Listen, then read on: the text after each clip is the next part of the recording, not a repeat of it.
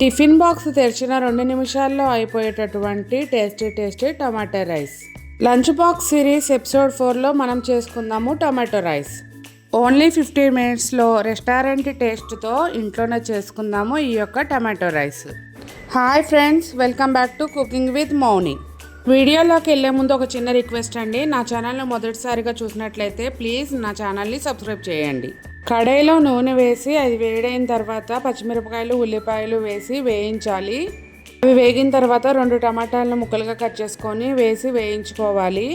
ఇందులోనే 1 స్పూన్ వరకు అల్లం వెల్లుల్లి పేస్ట్ అనేది యాడ్ చేస్తున్నానండి. అల్లం వెల్లుల్లి పేస్ట్ యొక్క పచ్చివాసన పోయేంత వరకు కూడా వేయించుకోవాలి.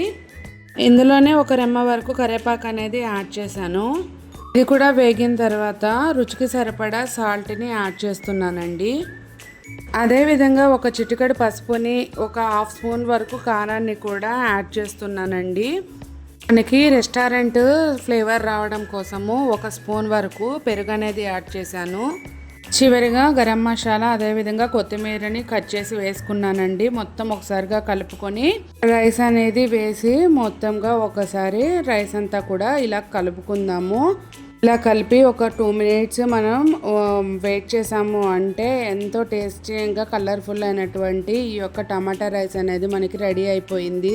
చూడండి కలర్ ఎంత బ్యూటిఫుల్గా వచ్చిందో కదా. చూడటానికే కాదండి, పిల్లలు తిన్నా కూడా ఎన్నో హెల్త్ బెనిఫిట్స్ అనేవి ఉన్నాయి. పిల్లల ఇమ్యూనిటీకి కానీ డైజెషన్ కానీ సూపర్ ఫుడ్ అని చెప్పుకోవచ్చండి. మనం లంచ్ బాక్స్ సిరీస్లో పుదీనా రైస్ అదేవిధంగా జీరా రైస్ కరివేపాకు రైస్ ఇప్పుడు 4వ దానిగా టమాటో రైస్ అనేది చేసాము. మీకు ఎటువంటి రెసిపీ కావాలనేది నాకు కామెంట్ సెక్షన్లో తెలియజేయండి. 5వ ఎపిసోడ్లో మీకు కావాల్సిన రైస్ రెసిపీని నేను చూపిస్తాను.